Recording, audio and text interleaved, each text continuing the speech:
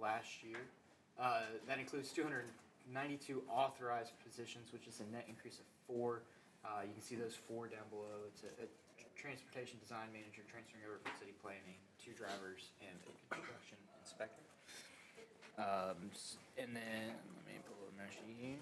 Public Works had an increase in their fleet operations, pretty sizable increase in fleet. And then they also had a risk management fee of $368,000.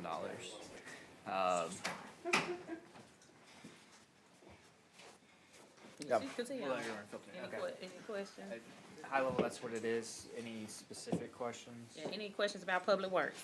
All right. I'm gonna add some color commentary real quick here and just say, I'm so excited about what Jay and company are doing over in Public Works. yeah, Like, the sure. program that he's building for us is just a machine. Oh, yeah. they- Hyper responsive. We're in-housing stuff. We're building out our competencies. Like, it's awesome. And I hope you guys see that. I think that each of you do, but it's just an incredible success story over there, and we're delighted about it. He's Yeah, they, been a home run. Yep. oh, yeah, that's good. Public We Public were Works just is great. huddling up, talking about it. That's why I was late coming in, because I was Huddling. showing gratitude to the number one kudos we get from my district is the responsiveness from Public Works, which is a complete culture change from the last 4 or 5 years. Just dynamite. We're gonna stop that. We gonna reach that, we What? gonna stop that. All right.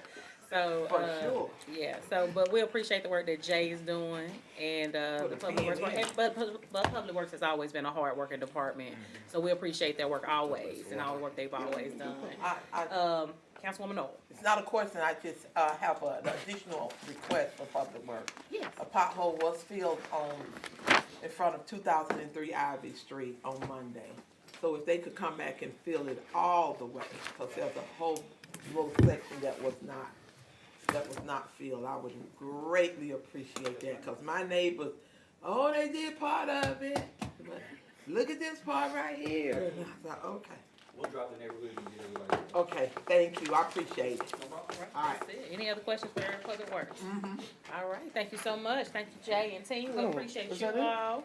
Parks and Outdoors, we started on time. Parks and Outdoors. If you have additional questions, feel free to email me to Kim. Oh, okay. I'm good. Thank you. I didn't have any questions. Oh, y'all did get through Public Works. All right, Parks and All right, Outdoors. Parks and Outdoors. Oh, I think you see that. This is just an outline of all of our budgets and how they mingle with each other. Okay. If you pass that around everyone. I sure will. We'll get that. Thanks, They're Jay. a little more handy for the other funds, not for our general, like, everyone's got a decent idea how the general funds work, but the other funds are. Okay. It helps you understand. Okay. All right, thank Thank you. you. This is from Public Works. So y'all can see the funds. It goes with another it can attach to one of the other documents that, Kevin gave us earlier. Perfect. Make sure they were telling. Parks and Outdoors proposed budget is $16.8 million, which is a decrease of almost $389,000 over the prior year. This budget includes 156 authorized positions, which is a net reduction of 65. It sounds like a lot, but what happened is we moved a number of positions to part-time agencies. These are positions that are filled maybe 3 months out of the year for different recreation type activities and things. And prior to this budget, they were funded as part-time positions, lived in the budget, but just were never filled. And so we're taking those and we're going to run those through our staffing employment agency and move them out of the operations piece here. We also moved, as we mentioned earlier, the aquatics folks into community development. There was also a position that moved into, that was a risk person kind of on an island in Parks and Outdoors. We've moved them into that risk fund that we set up so that they can be managed all in one spot. But that's the bulk of the decreases related to just some of those moves and positions. Okay, any questions? Parks and Outdoors, Councilman Elliott, followed by Councilman Henderson and Madam Chair Hill. So are there gonna be 2 deputies? If I'm understanding right, okay. Yes, There are going to be 2 And deputies. how's that split gonna look? Deputy of Operations, sorry, Deputy of Operations and the Deputy of, Special Events, Arts and Culture. Okay, so they're lumping those divisions together? There will be two deputies, so there will be the deputy over operations and then the one over the special. The arts and cultural, there'll Arts and be other. culture, yes. Cause it's already, arts and culture is already in the, Yes. Yeah, okay, Yes. perfect, just make sure. okay, I'm sorry, Councilman Elliott, any other questions? No, ma'am, thank you. All right, Councilman Henderson? So that was, I wanna follow up on the two deputy administrator, situation. Number one, I'm gonna make a proposal to the mayor's administration that we put Parks and Rec back together Okay. as one department to create some efficiencies. It seems to me like we're creating more at the top and we're cutting boots on the ground that actually go out there and do the work. And, you know, I'm not sure why we need two deputy administrators and a communication coordinator and then one parks planner. It doesn't seem like we're adding boots on the ground to go out there and actually do the work where the people are at. We're all at the top.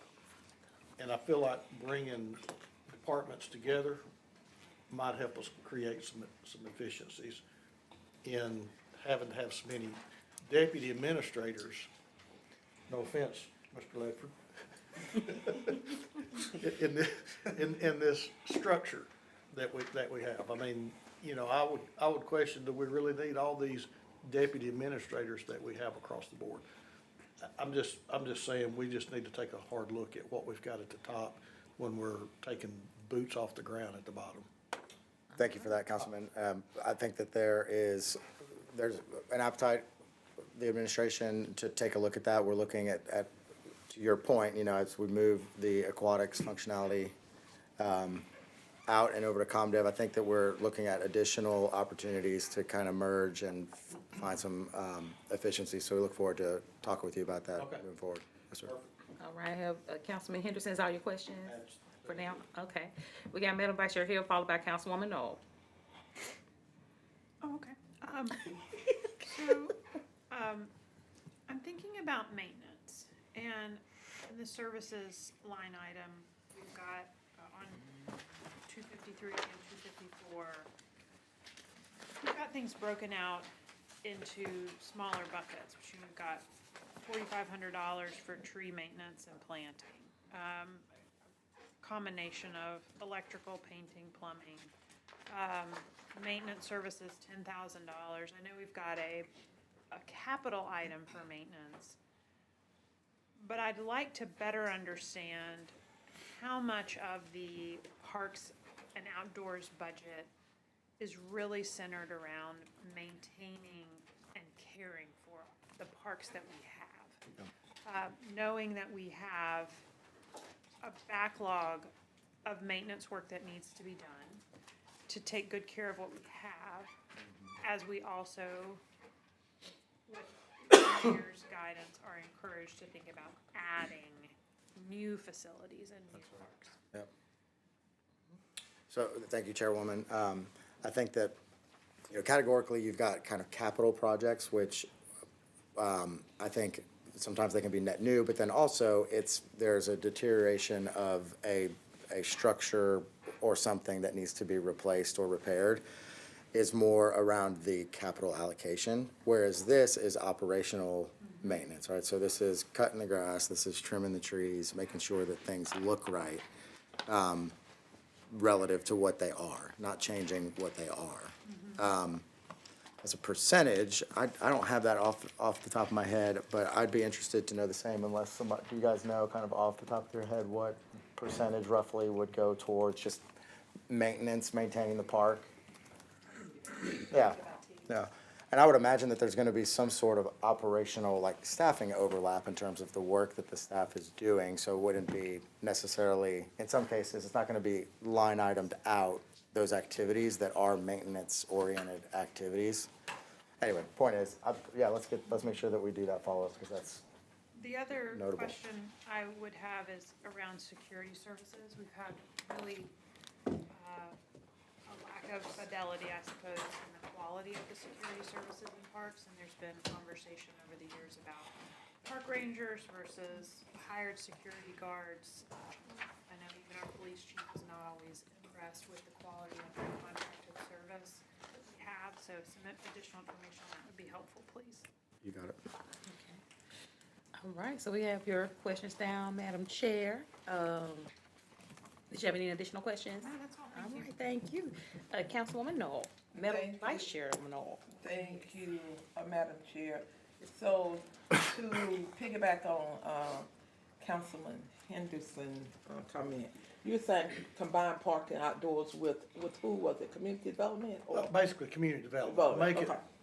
you know, we used to have it parks I and know. recs. It was recreation centers. We called them recreation And centers, then you community divided centers. them, you split them up, yeah. But you would just Okay. have, but that way you've got one administrator over both of those departments, basically, and Okay. then all your deputies and, you know. That might be the answer to that. I'm not quite sure that it is, but, I agree that administrators should not be sitting in the office behind the desk. They need to be out and about and knowing the people.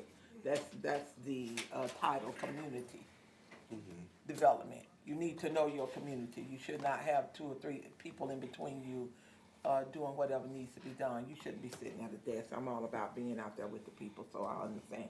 I'm on the fence about combining, but you know, hey. You think about it, and you think about it, and you'll see how right I am. All right, any other questions for Parks and Outdoors? Any other questions for Parks and Outdoors? Is everybody else done? Because I feel like Any other questions? I do. Did you raise your hand? I didn't No, see. no, he did not. All right, Councilman Clark, yes, we gotta try to maintain some decorum and order. Amen. I love y'all. Let it be said. Order. Yeah. I'm sorry, Councilman Clark, that you were shouted in the middle of the, amen shout in the middle of the statement. Did you go on with your question? But is that good? Yes, Councilman Clark, if you could. Okay, I just want to make sure. Hey, My question is actually specific to Kevin, where it says other expenses. Is that kind of, when we put things in kind of those like blind line items, it says other expenses, how are they restricted? Like, do we spend them as contingencies to other things, or do we normally know what because it increased every year, right? And it increased significantly from like FY '24 from $38,000 to almost to $200,000. Yep. So Did I already answer that, or? we did not. Okay.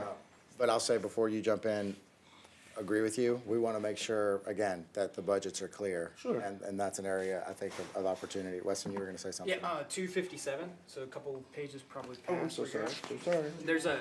There's a breakout, but the bulk of that 200 is the new risk fee. 194,000 of that is their risk management fee. Yeah, but you can it's broken out there. 257. On B 257 at the bottom, there's other expenses. It's space costs, risk Thank you. management, so on and so forth. Thank you so much for that. Yes. All right. Any other questions, Councilman Clark? No, ma'am, that's it. Okay, Thank you. Thank you so Councilwoman much. Brown. Any other questions for Parks and Outdoors? All right, thank you all so much, council. Moving on to early learning. Thank you. Thank you.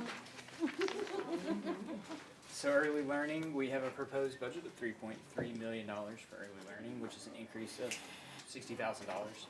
It includes 17 authorized positions, which is no change from the prior year. Half of their increase is the risk management fee that we added to their budget. Other than that, it's pretty much flat. They have a slight increase in personnel due to the COLA and some different things, but no major changes in early learning. Okay. Questions for early learning? I have Councilman Clark, anyone else? And I have a quick question at the beginning. For early learning, I see our wonderful administrator has come in. Could we get, because federal funding is a little shaky at the moment, is it possible to get a contingency plan for early learning if we lost those federal funds? So I think that is something that we really need to have, and we really need to know if it's a pot that we need to start setting aside. So, thank you for the question, Madam Chair. The harsh reality on this front is that because that grant is so large, to the tune of $12 million, just one of them is $12 million. At this juncture, the city does not have the revenue to fund that should the federal funding go away. And so, yeah, that's worst case scenario, and the bottom falls out, and there would be, this body of work would largely cease to exist. and what remained would be very different looking, unless there was some, unforeseen change on our side with respect to availability of funds, because that is just an amount for which we could not make up. Okay. All right. Circle that, okay. All right, so that's, so that was my question, but irregardless, I would still like to see some type of contingency, even if it was a scaled back skeleton version of that Sure, and we've plan. had those conversations operational. We met this week with Chris and her team, trying to track out different scenarios that we're happy to share with you, with the whole council. Okay, Around dynamic testing. So what if it comes in, but it's not at the level that it was? What might that look like? So we'll socialize that with This you is guys. the Head Start. okay. Correct. Right. Okay, thank you so much, Councilman Clark, and I didn't see who went up, so I'm gonna go with Madam Vice Chair and then Councilman Elliott. Okay. My question was a general budget question, just for educational purpose. When we talk about the risk management, Sure. could you give me some basic education? Is that from when we are sued, or is that towards debt service? So Help the me way- understand that just for public record, just so Yes. I can be Sure. educated. So the way it's set up this year, it's new for FY '26, the way we have it, is prior to this year, all the departments would budget for on-job injuries. I want to say that it's called something else, but essentially on-job injuries, certain liability insurance, Oh. things like that would live in each department. But as Mandy spoke to earlier, we've set up this enterprise risk function, Gotcha. where now we take all of those costs that were previously in each department, we put it all in one Gotcha. bucket, I understand that. and then we allocate that based on headcount.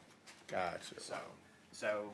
So where early learning might not have had a ton of on-the-job injury, just for these folks that are what they're doing, this office work, things like that, they're not police and fire. They may not have previously budgeted a lot for on-the-job injury or these other claims pieces. They're now getting an allocation of that. So this, if something happens, work injuries, so those are the I'm sorry, go ahead. No, I was like, I'll give you background on risk. So what our risk department does today is they do, like, Weston was talking to, it's called injury on duty here, so IOD. So any injuries on duty they handle. They also handle any claims. So like Gotcha. if we have, like I believe it was in 2023, we changed how we handle sewer laterals and what we're responsible for. So if someone has a backup into their house and it is our fault, they can make a claim. If we are striping a road and someone runs over the paint and decides to make a claim about the paint on their car, they handle that. They do subrogation, so when we have car accidents and all types of things, this is the first time we've ever done this as a city where we subrogate. So we go back and try to collect from the other insurance agencies. So this department has actually been virtually paying for itself, which is why we said they had to prove to us that they could pay for themselves before we break them out on their own. And they have been subrogating like crazy. I think they had a $500,000 for the first 6 months of their goal to subrogate back that money, and they made it. So they're really doing a lot of stuff. They're also the safety for the entire city. And one of the moves from parks that Weston was talking about earlier is a safety parks position. We're centralizing that to make sure everybody is doing the same risk analysis, that we're doing the same root cause analysis, that we're putting it into origami the same way and producing the same results, so that as an organization we can say, we see that slip, trips, and falls are up, or strained sprains are up, or, confined space issues, or whatever it is, and then we train to that particular issue. They Gotcha. also take in every claim that we have for workplace harassment, any type of HR complaint, and so we can also pull stats on that as to how many complaints we've had received, and then we can train based on those types of things. So they are a central function of the city. So every time I see that word risk management in a department's budget, like I think the one was 194. Yep. Right. That was it, 194? Yeah, but parks So and that pot of money for each department goes to handle what you just specifically. Exactly. Perfect, thank you. Yeah, thank Sorry, you. I just need some Oh, you're education. fine. Okay, any other questions, Councilman Clark? No, ma'am, thank you. All right, Madam Vice Chair, no. So have you all heard that you're not getting that grant? Has that been No, implemented at all? We have not heard at this time anything as it relates to the grant. What we do know is that we should be hearing something in the next few weeks, because they told us initially toward the end of May, the 1st of June. The grant that we currently have is at the end of the 5-year process, and so that ends on June 30th. New grant, when awarded, would begin on July 1. So we are funded through the end of this school year, through the end of this program year, which will be the end of this school year. Head Start stopping classes at the end of May, but early Head Start goes on to the end of June. Do you have any reason to believe you're not going to get it? I don't have any reason to believe that. I have big faith, and I manifest, and I have been manifesting the entire time that we will receive our grant back. We have held, the city of Chattanooga has held this grant for 50-plus years. We honestly, when you look around, locally are the only entity that has the capacity to provide the services that we provide, space-wise, staff-wise, and support-wise, community support-wise. We have not heard of anyone else that has competed against us for the grant. Don't know if that is the case or not, but we have not heard that.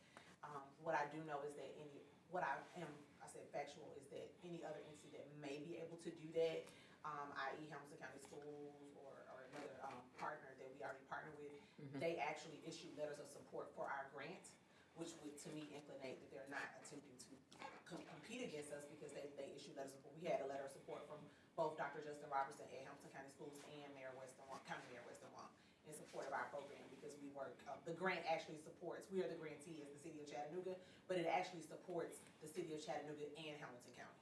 Okay. One last question, Madam Chair. Has the conversation been had to those that it would affect if you do not get that grant? So we have been very transparent with them from the very beginning, and we have ongoing conversations with them. Anytime we find out anything, we do update them. They are very aware that we don't know what we don't know, and we don't know what that would look like. So there are some staff that have made their own decisions as to what that looks like for them and their family units, and we respect that. While there are others that are continuing to remain with us and manifest in good faith the same way that we are as their administration to do that. We, like Kevin said, we met with Weston and Javed and Mandy and Budget and Miranda and her team from Head Start. We all met last week to talk about a plan if that would be the case. But they are aware that they've always been aware that they're completely grant funded. Okay. All right. Thank Any you. other questions? Okay, thank you, Madam Vice Chair. Any, Councilman Elliott? Yes, ma'am. I think two questions. The first, going back to the contingency plan. So Kevin, I know I asked this before, and I know this is maybe too difficult for us to absorb in our budget, but what type of things are we putting in place if worse comes to worse and we no longer have the grant and we're finding several hundred folks maybe, or however many folks are without a job? What type of workforce development plan are we putting together to make sure they're transitioning into other types of employment? Where are we at with that? Sure, so generally speaking, you would have probably, if we were to get notified that we are not going to be re-awarded the grant, we'd probably have some time period of an off-ramp, let's call it 60 days, it could be less, could be more. During that time, we would basically reorient toward exactly what you're talking about. So it's getting all of those soon-to-be unemployed people connected with our in-house resources, connected with other resources that are available through the city on doing a fresh assessment of skills, capabilities, helping them with resume writing, helping them identify potential opportunities. I think that would become like the focal point with respect to trying to get those people placed. And then additionally, there's gonna be a lot of coordination that would have to take place with the kids and the families that they represent, right? Because not only would the bottom fall out for our employees, but the bottom would fall out for all these families. And, Yes. Also to just duly note that most programs, if your program does not receive the grant, that means that someone else has received the grant. Oh, okay. Okay, so typically that's what that would mean, given the size of the area that we have. And so we have a partner, a sister program in Middle Tennessee. Rutherford County did not receive it back, but Save the Children received the grant. And so in that capacity, people still have jobs, it's just not with the city of Chattanooga's Head Start program. And so I'm saying that because I don't want us to be looking like, oh, this is like a demise. Now, would it be a demise if, worst case scenario, the city did not get the grant? Yes, it would be a demise for the city.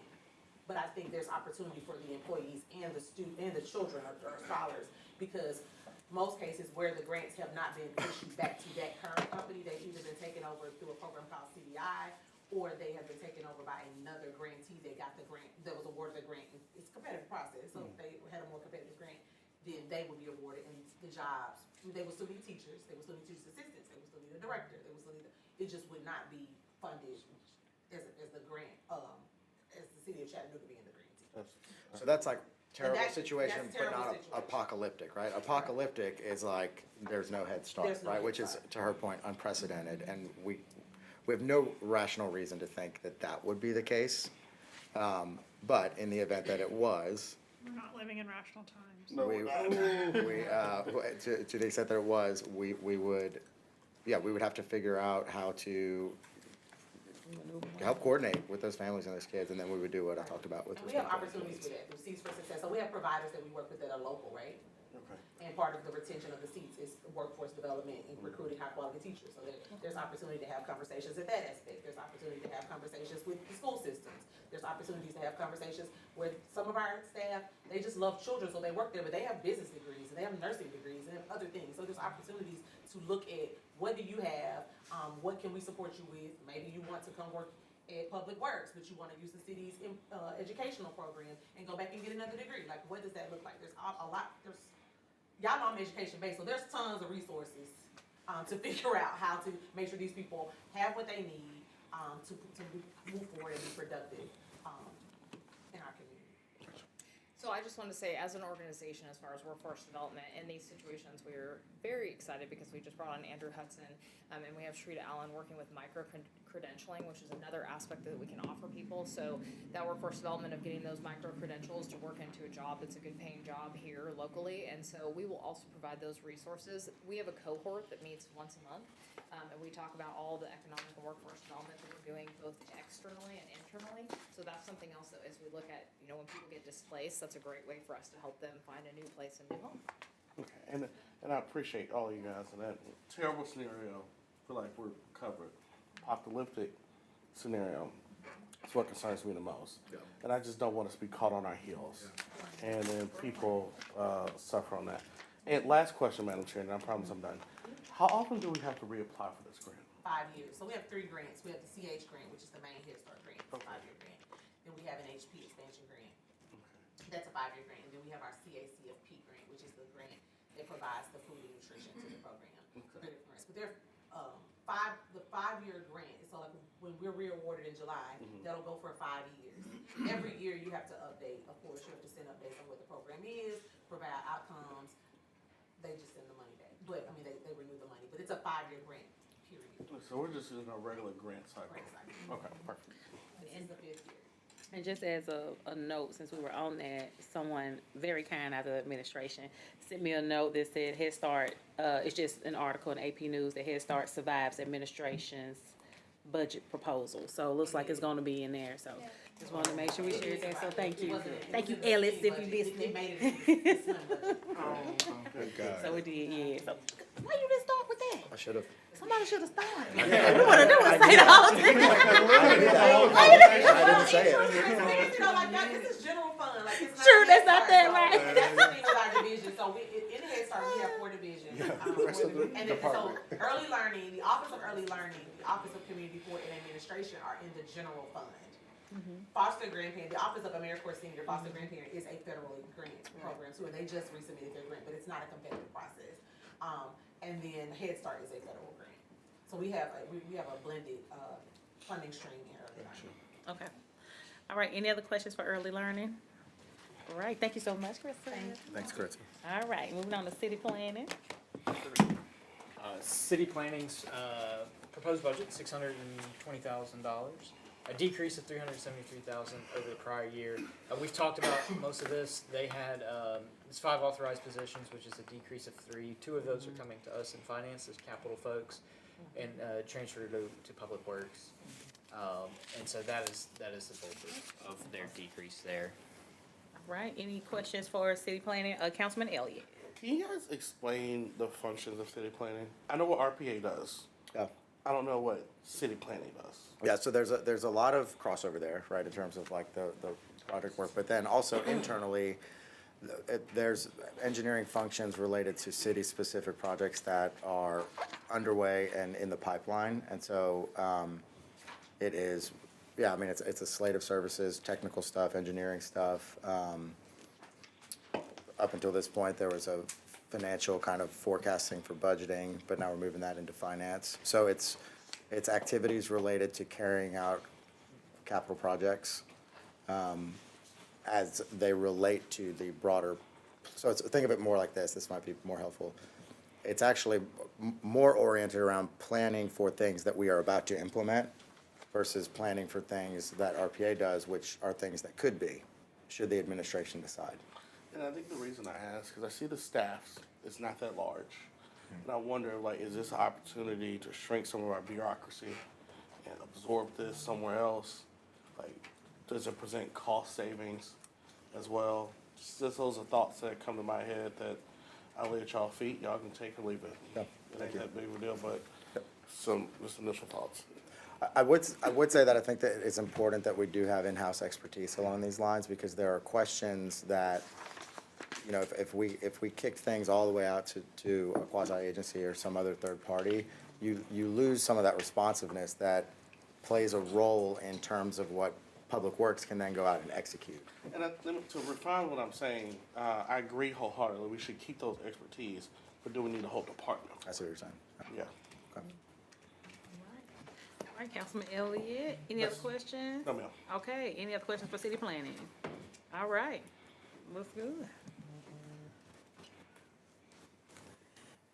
All right, ECE, it's proposed budget of $2 million, which is an increase, $377,000. It's 12 authorized positions, which is no net change to where they were before. They did add a language access coordinator, and then they transferred that position we talked about earlier, the supplier coordinator position, into purchasing to better align it there. Okay. Any questions for equity and community engagement? And just a real quick request from Tony, is the dashboard ready to be viewed by everybody?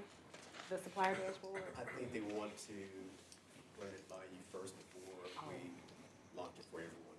Okay. Well, it's there, y'all. Okay. So Councilman Henderson, followed by Madam Chair, and then Councilman Elliott. So, first of all, Tony, I just want to tell you how sad I am that we're losing you to retirement. You are a, oh, wait a minute. Is that not known? It is now. That's what I was gonna say. So if it was about to be known, one Oh. way or When you crowd, I'm like, did I just say something? Well, I just learned that. Okay. Look at y'all got diarrhea tonight. Well, Go ahead. I just want to tell him how much I appreciated working with him, and you've been a true stalwart of this city. Really, you've been plugged in several places and have done an outstanding job everywhere you served. Now, with that being said, this is another question I'm thinking about trying to gain some efficiency.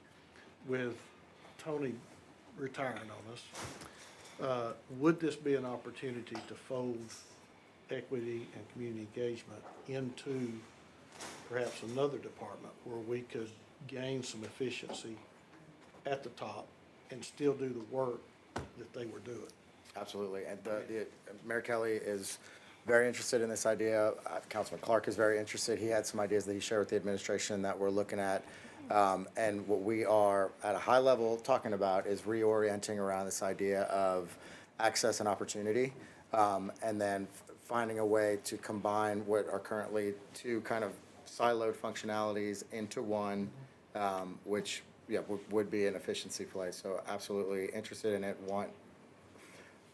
We need to bring before the council, just quick note, within 60 days, by ordinance, we have to bring forward our administrators and our organization of government for you guys to reconfirm, which is separate from this budget. So the budget funds the government as it is currently structured.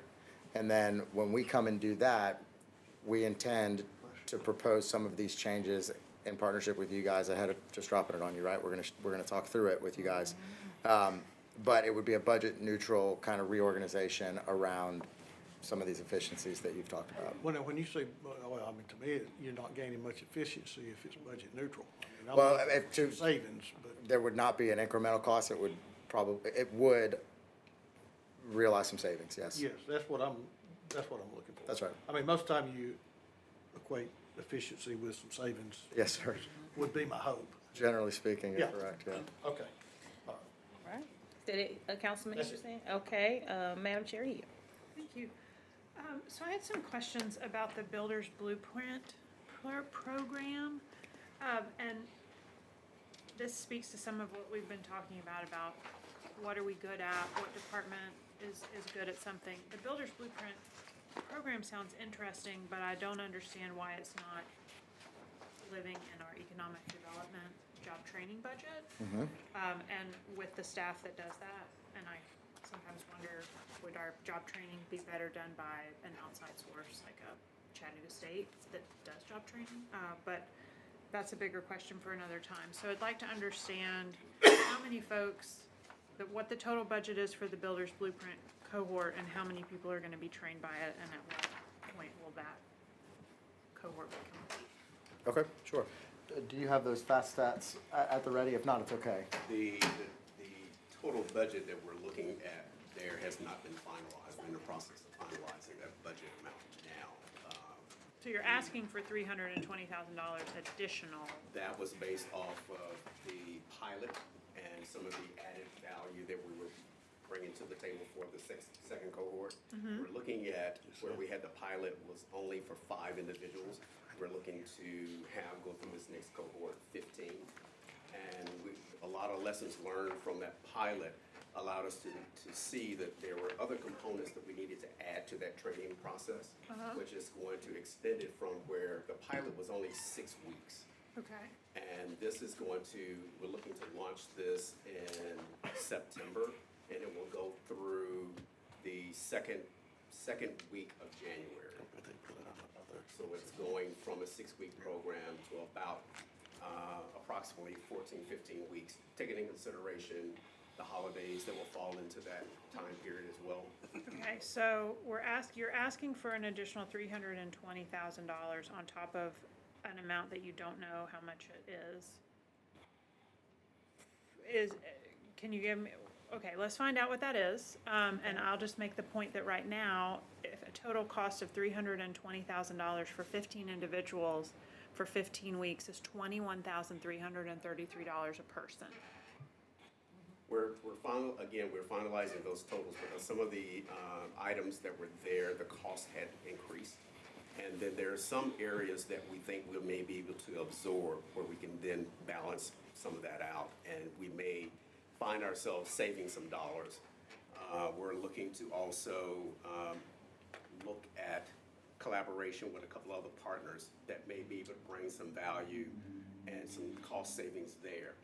That was the original budget that we had proposed there was excluding the partnership that may be able to save us some dollars. That's why I said we wanted to try to finalize it. So Tony, why is this department and this city the right group to do this Builder's Blueprint program? Well, the Builder's Blueprint was birthed out of a collaborative engagement we had with National League of Cities.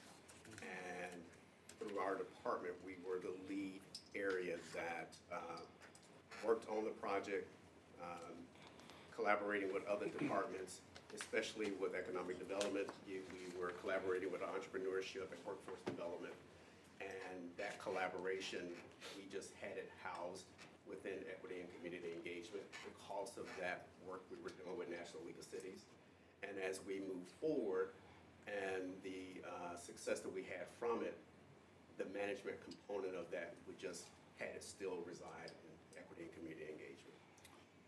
To your point, Madam Chair, if I can jump in here, and I think that this is an opportunity, going back to what Councilman Henderson was saying, was as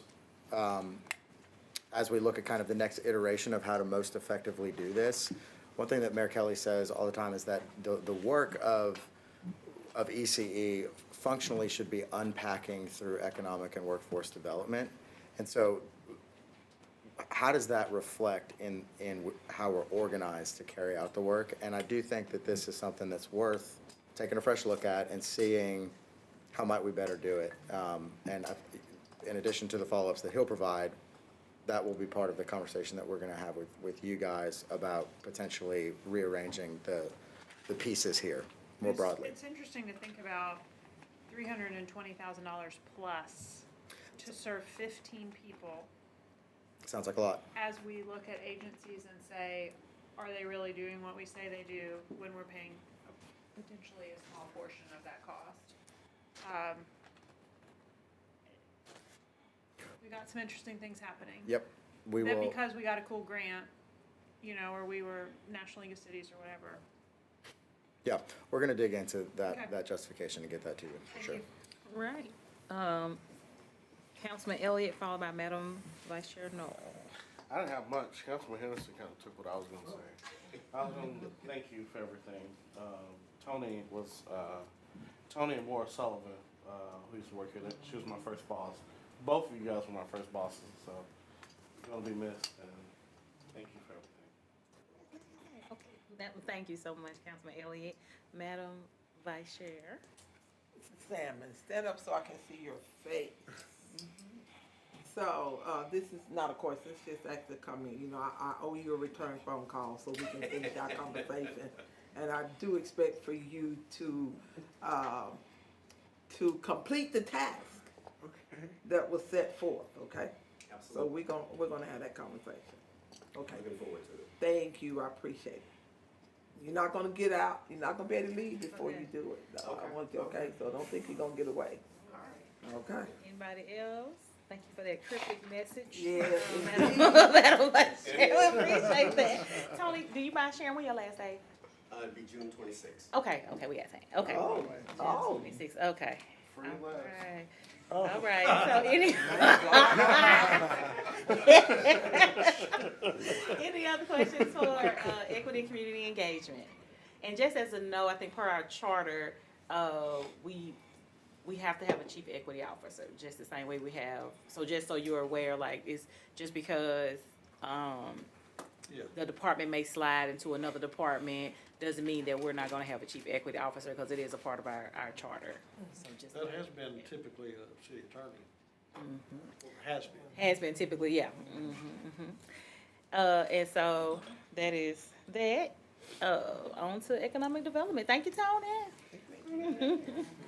Alright, economic development, proposed budget of just near $7 million, 6.993, which is an increase of $1,128,795. They have 31 authorized positions in this budget, which is a decrease of 2. We talked about those earlier. It's the Senior Advisor of Economic and Workforce Development and Chief Policy Officer moving into the Mayor's office. The increase is primarily driven by appropriations to kind of 4 different buckets. There's a Chattanooga State Apprenticeship Program, eviction prevention, ending school-age homelessness, and then a downtown recruitment program that make up $1.2 million. All right, any questions? Madam Chair. Okay, so back to the conversation about agencies. These are agencies that are funded within this department, but not in the RFPs.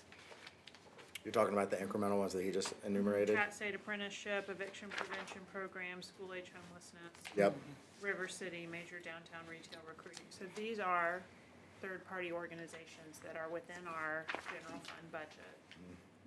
Okay. that's right, yep.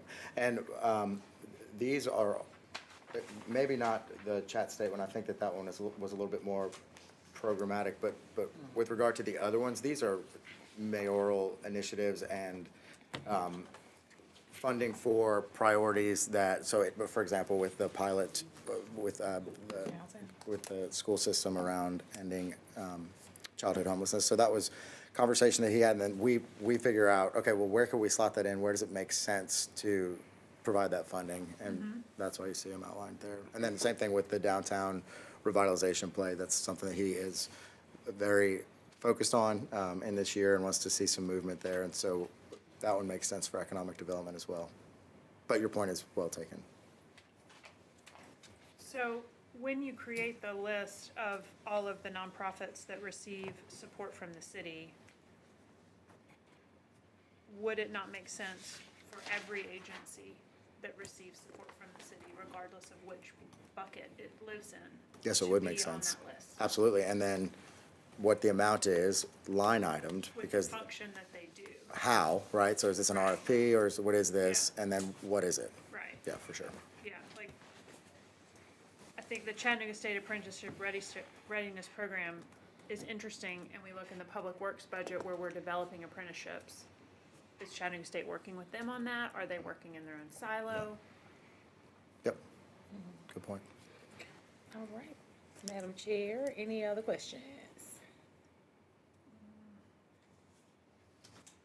Okay. Any other questions for economic development? I do, Councilwoman Yes, Dotley. Councilman Clark. It's the question directly related to the River City Major Downtown Retail recruiting. So that's 500K. Are they restricted? Is that money earmarked from us? Like, when we're giving them that money, do we say only downtown? Yes, because there's gonna be a program that they're gonna set up, and part of that program is gonna be eligibility. And eligibility is going to be, part of the eligibility is going to be geography. Follow-up question, Mr. Chief of Staff, as Ms. Brigitte Dotley smiles. District 5, and not just District 5, but, you know, we want some of the lion's share of those efforts. Sure. Downtown is a great place. I love downtown. And there's a lot of amazing retail development that we have invested into downtown for downtown to be what it is. For several years, just not in this budget, but in other budgets, there are other economic corridors in my district, such as Brainerd Road and Highway 58, that I would be, if you are open, and I don't know how, maybe this is a board thing with them, but I guess my question specifically be as it relates to 500K. Would the administration be open to having a more robust conversation with River City Company about, can other districts that have a robust economic corridor like Highway 58 or Brainerd Road, can we get some of that, I wouldn't say money, but some of that efforts that they put into downtown to maybe peel off some of that 500 to go into my district? So I'll answer first, because it is District 7. So as we take a look at this budget, of course, I'm always gonna advocate for District 7, because that's all our job, and just like you just did for District 5. But if we don't have a robust downtown, we don't have a robust Chattanooga. And that's just the case for any city. Your strong downtown equals a strong city. And so we have to move, of course, we have to have a strong downtown, and then that moves into our other economic corridors. What I do, because I don't have, like Rossville Boulevard is not a strong economic corridor at the moment, so I understand the pain of that. But from my perspective as the representative of District 7, you know, my response would be like, no, we're gonna continue to put the money down there. But you made a good point in saying, but can we have that same energy, that same effort Absolutely. for other districts as well? And we should. There's absolutely no reason And for why we Rossville Boulevard. yeah, and so I think looking at, of course, it's always, because I know you're gonna have your list for next Sure. week, all And the that's things you gonna be one have. of them on there. And so as you list those things, and we kind of have that robust discussion about that, also be thinking again, this isn't a catch-all for our council terms. So there are items, and I believe we'll be able to talk about like those items that we won't have in FY27 that we have in FY26, where we can begin to really look at strategically how things we in other invest years. into that. I got So I just had to chime in because you know that's my As district. you And me and you should. have those conversations. And we have those sometimes. conversations. You 7, I'm 5, but we love each other We 7 do, and 5. and always will. And to your point, you know, and I'm not arguing this, and I think as we talk about the numbers, right, they tell a story about where our priorities are, what we historically have done. I think that's why you've got, you know, Councilman Henderson who talks about fire and police, and I agree. You got Councilwoman Hill who's talking about the apprentice program, you know, with the builders stuff, you know, and it tells a story about who gets what, when, where, and how. And all I'm saying is that some of us are not getting enough of the what, when, where, and how. Now, what that conversation is, and it's not a put my district against her district. Oh, no. You know what I mean? Totally. Because I got people who live in her district, and, you know, her district encompasses a lot of the downtown business, district, which is fine. But I also, you know, I think we can do one and. Oftentimes, we just do only. Yeah. And I think we can rub our stomachs and do that, pat our heads at the same time. I just messed that up. But what I'm saying is, as the newbie, and I'm always gonna be the newbie. No, you're not. Well, I'm saying like in this year, because I know the sentiment is that you're new, you wait. And it's like kind of like being a freshman, you know, how we treat freshmen. But not saying that's what's happening here, but I want to put that on the radar. If it doesn't happen in this fiscal, they know what I'm gonna fight for it in this one. But I just want us to start thinking in different terms about innovation and where we historically have placed money, where we need to kind of spread the love a little bit. Yeah. That's all I'm saying. If not, you can come into my district, Kevin, the mayor, Rakita, Councilwoman Dolly, and come to my meetings and explain to my district people why, you know, that, you know, because when I go back after this budget hearing, I'm going to be like, well, you know, we want some development on Highway 58, but right now it's in the central business district, as it should be. Let me just say, as it should be. But I guess my question back to the administration is that how do we do that and? Yeah. You know what I mean? Is that fair? Is that? Yeah, and okay. I think the question you go back and ask your constituents is, are they prepared for density? Because I think that has been, and you know, are you prepared for density to receive the things that you said you want? And based on what I've seen over the past 4 years, they haven't been.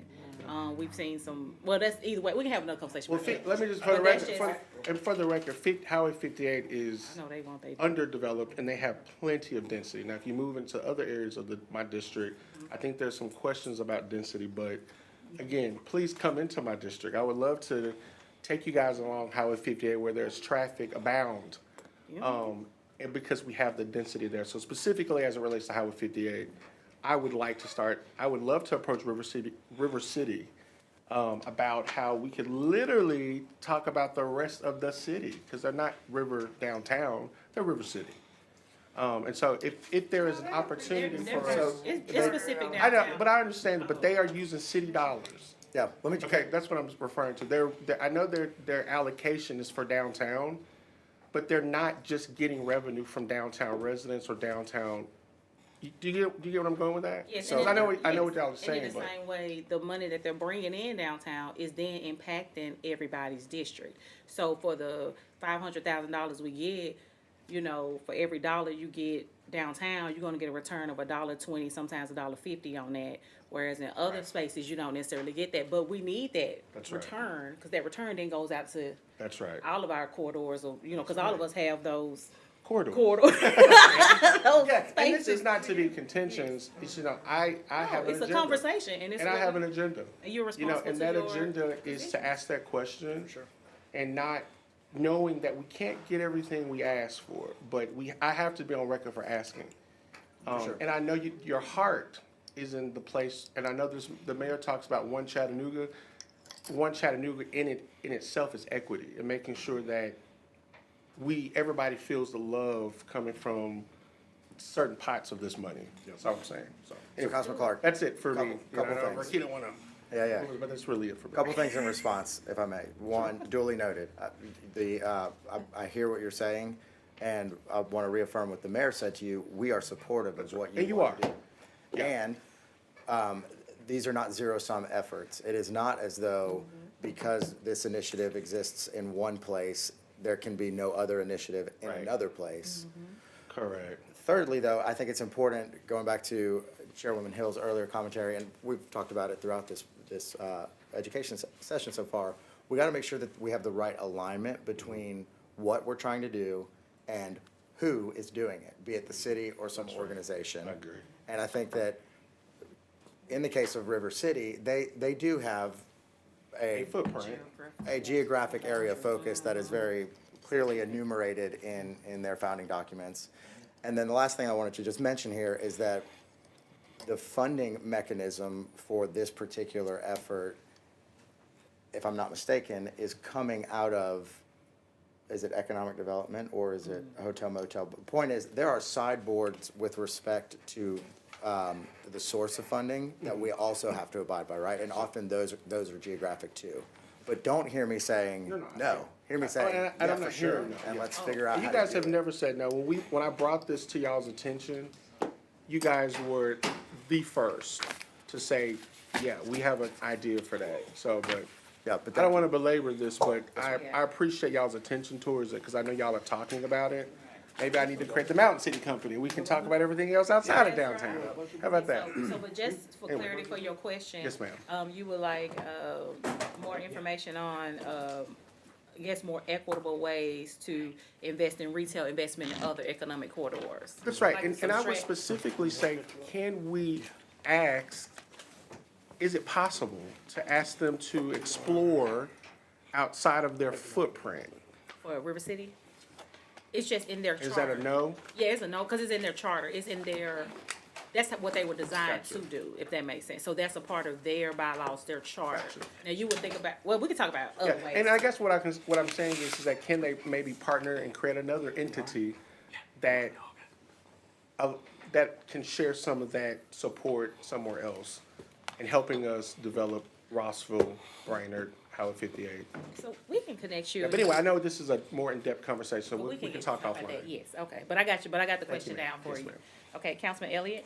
To this question, I think I can help solve this. This is gonna be, something I look to tackle on our economic development work and committee this year, so I think I'll have some solutions Thank you. and some answers for you. Well, listen, Yes, right. If y'all would've called me sooner, I could've ended this Had conversation. already. Okay, that's economic development, yes, Madam Chair. Thank you. So, affordable housing is part of the economic development budget, and, as I'm looking at the line item, I'm having of operational budget, I'm having a hard time understanding where affordable housing fits in this. I know we've got two different bullet points within the summary, increased funding for the Land Bank Authority and other partners, and then increased funding for the Affordable Housing Trust. So I'd like to understand, please, where the funding is for that within this, and I've got a handful of line items that I'd like to get exploded out, please.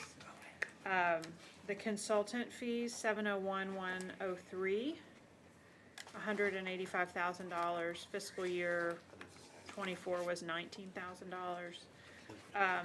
Other contracted services is 704-312, $100,000.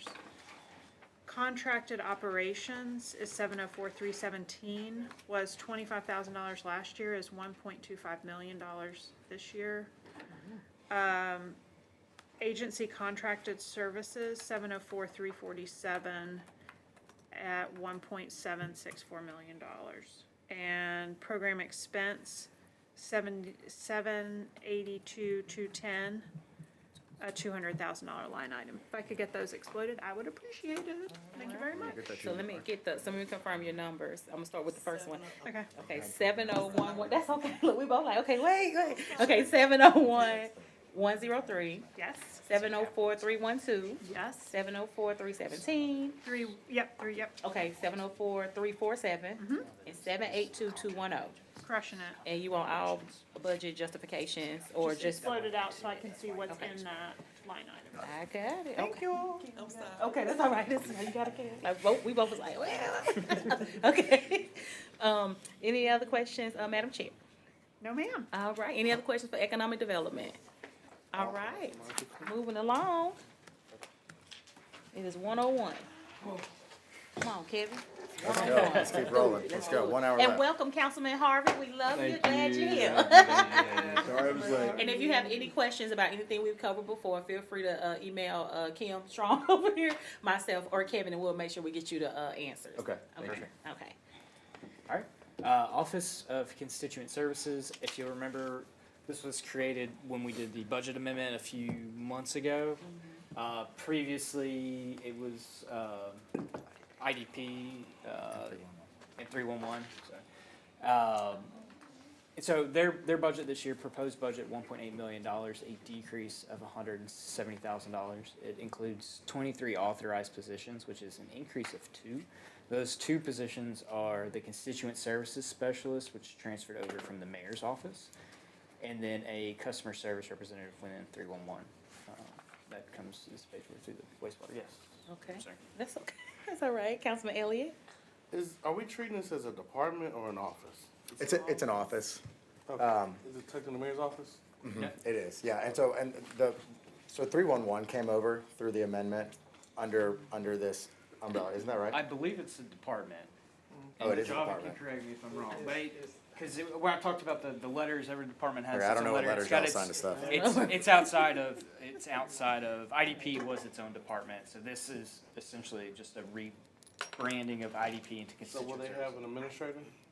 That I do not know. They will not have an administrator, which is why I did not think that they were a department. The purpose of it is to try to bring better cohesion and like a one-stop shop approach to constituent service functionality, which is why the 311 piece came over. So we have Ms. Kimberly, we have Andrew, and then each department, everybody's constantly fielding requests, right? You guys know it better than anybody, right? So we want to stand up processes and systems that can bring all of that into a set of tables, database, that can ultimately create a dashboard view that incorporates 311 and then non-311 oriented requests, inquiries, et cetera, so that you can have an executive view that you can drill down to, and at any given time, have a common operating picture around what's going on out there with respect to what constituents are talking about, what they care about, what issues are going on. And it's an incremental project that we're taking on, but we wanted to move it and have it reflected under the mayor's office because it is a strategic initiative that the mayor's taking on, if that makes sense. So will the budget amendment reflect us removing IDP as an official department? That's what It Not already- amendment, ordinance. That's what it did. We've already done Already that, done- yep. Okay. That happened What we in did- the We budget did the amendment. amendment last time, okay. Yes, sir, February or that's right. something like Okay, that. okay. Yep. And, innovation, delivery, and performance. And so this will probably be one of the last times we'll see this broken out like this. In the future, will this be under the mayor's office? I'm just curious, because it's, I Yeah, know you guys have other divisions under the mayor's office. I know this one kind of stood out, so I was kind of trying to understand the thinking. Yeah, to be honest with you, Councilman Elliott, I gotta understand that better. Yeah. I gotta understand it better, and That's I'll fine. give you a better understanding We're of it good, once I we're have good, it. yeah. Okay, wait a minute, Councilman Elliott, so you're good on it? Do you want more information about it, or you? We okay. can talk later. Oh, okay, okay. It's moving parts, it's no Okay. big deal. Yes, sir, Okay, thank you. Councilman Clark? Thank you, Councilwoman Dolly. Quick question for you in regards, because this is actually one of my favorite departments. Because I think a lot of our work is centered in customer service. And Kim Strong, oh my God. Hallelujah. Amazing, Amazing. fabulous, Fabulous. yes. Yeah, okay. Stay focused, stay focused. Call and response, stay focused.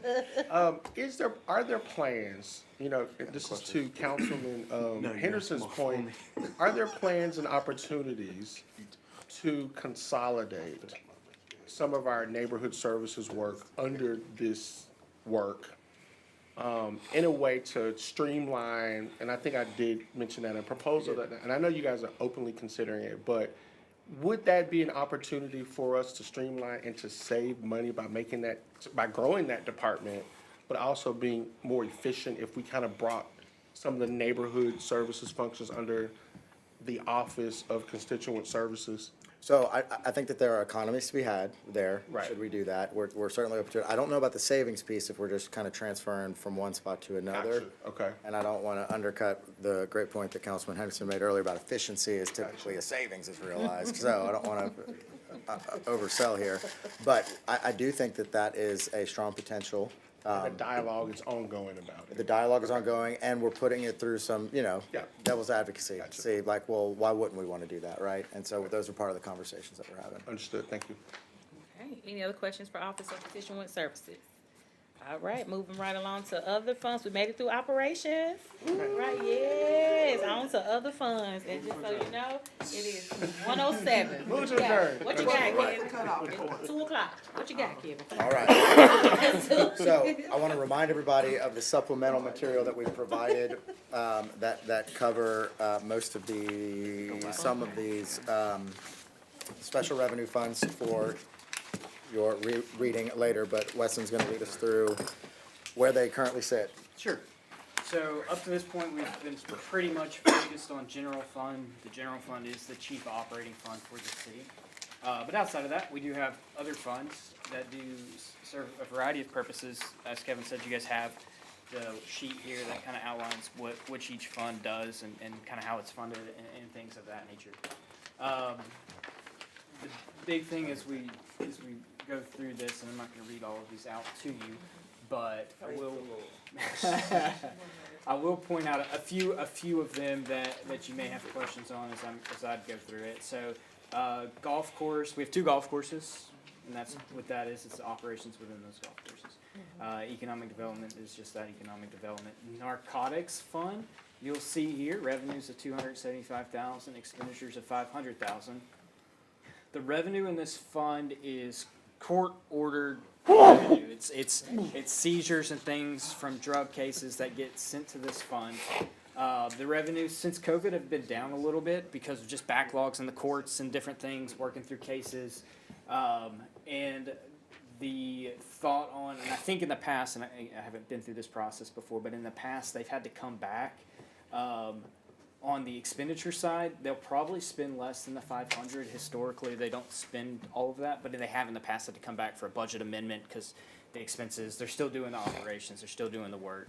And so the 500 is just kind of the high water mark to make sure they don't have to come back and ask for a budget amendment. But the anticipation is that they may not spend all of that. And they do have over $2 million in fund balance, so they can absorb the little bit of cost. So anywhere you see revenues outpacing or expenditures outpacing revenues means they're eating into their fund balance just a little bit for those. Everywhere else you see that is for capital. That's the one place where it's an operations thing. State Street Aid, you'll see right there. That's money. That fund is primarily funded through the gas tax money we get that passes through the state and comes back to us. You'll see expenditures outpacing revenues there. That is for the purpose of funding some paving projects and also some equipment to do some paving. So that's why they're eating into the fund balance there a little bit. Hotel motel, again, that I don't know. Go ahead and finish it. We'll get to, once he's done, we'll come to the questions. All right. Hotel motel tax, that is the fund setup that is funded by that tax. You'll see that we're eating into that by $3 million. That $3 million is specifically for the contingency on the Walnut Street Bridge project. Again, that project is fully funded, but as we've already seen some change orders on that, we anticipated to come in over cost, and the contingency fund had not been allocated to that. So that's the $3 million is to add to the contingency for the Walnut Street project. Debt service is just a fund set aside that pays the debt. Wastewater, the $23 million there is for wastewater capital projects that we'll get into when we get into the capital. But that is all capital, and they have a robust fund balance that can cover that, and they kind of budget for that, knowing that they're going to have to make these improvements. So then the rest of them are all at budget. Solid waste, stormwater, and Tennessee Valley Regional Communications. Okay, I have Councilman Elliott. Anyone have questions about the other fund? All right, Councilman Elliott? We're gonna go over them individually, or is this the only time we're going over them? This is the only time we're going over them, unless it's something in capital budget. So I think you do roll through them. We roll through some of them. I don't know that we hit all of them. I'm not sure we go through all of them, but we can answer whatever question you have, but we do have some subsequent slides to talk about these funds. Oh, okay. All right, go ahead, Councilman. Can I get a breakdown of where we spend our hotel motel tax? You can. Breakdown of where we spend hotel motel tax? Yes. I'd like that too. Okay. So And there's just so you know, Cody, there's a slew of questions that have been asked, before you got here. And so all these are gonna be compiled by administration and they're gonna give us Yeah. responses. So even if, you missed a couple, you should have all the questions and all the responses too. So that way you'll be all caught up with us. And you said breakdown of where hotel motel tax is spent, where hotel. You Yes, I know you did. I'm sure you did. Okay. Is that just for this year or historically? You want it, Councilman Elliott, did you want that historically or just for this year? Can you give it to me for the last 10? 10 years? Okay. Just something pre-COVID and. Oh, that's good. Okay. I got you down. And then, Madam Chair. Thanks. Well, I was just looking at the individual funds, and so I was looking at the golf fund, and that golf is supposed to be self-sustaining for operations. But again, I'm thinking about maintenance, and they say within their future challenges, they've got sewer system issues. And so I'm wondering what the thought process is related to capital expenses and maintenance for golf courses. Okay. And, you know, is there an opportunity for them through the Parks and Outdoors Committee or something to do a capital campaign specifically with their players versus looking at, I'm not sure what the philosophy of the council is on that. I know at different points councils have thought about jettisoning our golf courses. Except for maintenance and what else?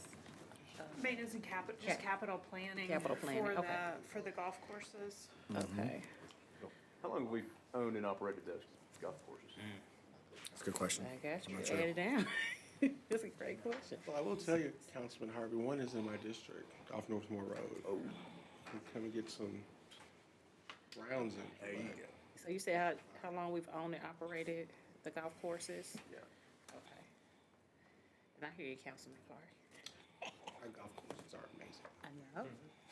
So we have, Madam Chair Hill, thoughts for, just thoughts around maintenance and capital planning for golf courses, since they are technically supposed to be self-sustaining. And then Councilman Harvey, how long have we owned and operated the golf courses themselves? Any other questions around these funds? Yes. Yes. As a follow-up, why are they self-sustaining? Is that something we determined in like an ordinance, or do you have any historical on that, or? Yeah, so each one of the funds, Councilman Clark, we do provide, the number that starts the little explanatory notes item is the governing ordinance for those funds. So there's an ordinance. Okay, thank you. Yep, which establishes them and enumerates their purpose, et cetera. Any other questions about the other funds? All right, moving right along to the capital budget. Well, no, we have I'm going through it. We're gonna roll through some Skedaddling through, I'm subsequent sorry, slides. go here. ahead, my bad. We do have some slides, and I'm not sure we hit all of them, so if we miss any of them that we don't, if you have questions, let us know. What's going on? So the Economic Development Fund, proposed $19.5 million, for that fund. $9 million of that support capital projects, which we'll get into in just a little bit. $7 million of it is to pay debt service. $3 million is to support economic development, which is on the next slide. And then, Hamilton County, the money runs through Hamilton County, and they charge us a collection fee that we pay, 1%, I believe is what it is. Dang. Give us a break. You would think, since we pay tax. Why don't we do this? We're gonna run through the remaining fund slides that we have, and then we'll do questions. At the end, Yep, okay. before we jump into capital. Okay. And Kevin, I don't know if you want to touch on this. We've kind of hit agencies a lot, and maybe with some of the conversation or the follow-up, we'll cover some of this, but you can see. Yep, so part of the broader conversation that we're going to have with you guys as part of follow-up and then moving forward is the administration had the ability, because of some room within economic development, to make a proposed appropriation in response to requests from some agencies. So this is part of that one-time thing, because what we're not doing is committing to doing this annually. We're saying that we're willing to do it this year, and we have the ability to fund it in these cases through the Economic Development Fund, and it is within the parameters of that fund for us to do so.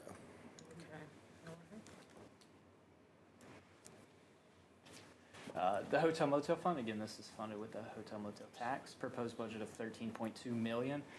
7.5 to support capital, $4 million for debt service on the waterfront debt, $1 million to fund tourism, and then again, we pay certain fees on that. The hotels get to keep a piece, a percentage of it, and then the Hamilton County gets their collection fee as well. Wastewater fund, proposed budget of $151.7 million, a decrease of $266,000. They have 225,000 authorized positions, which is no net change, and then they have transferring to capital the $59.1 million to fund ongoing capital projects, which we'll talk about here in just a bit. Okay. All right. Questions around these highlighted funds? Yes. Any questions around those funds? Councin I get a Elliott? breakdown of the lease payments we have coming out of this budget? Say it again, Lease sir. payments? Yes. Lease payments. I mean, out of this fund. Said break down the lease payments Out of which one, of lease. Councilman? I'm looking at, page B, 349, under expenditures, is the last item, lease payments, looks like there's 7.1 million of lease Oh, payments. you want to see what those are? Are those not enumerated? Yes. Said lease. B 349. You said It's other. related to. What is it? Councilman Elliott, you said it's other what? The 7 million is for. It's under It's expenditures. the debt service. Okay. on, Other expenditures. That goes through CDRC.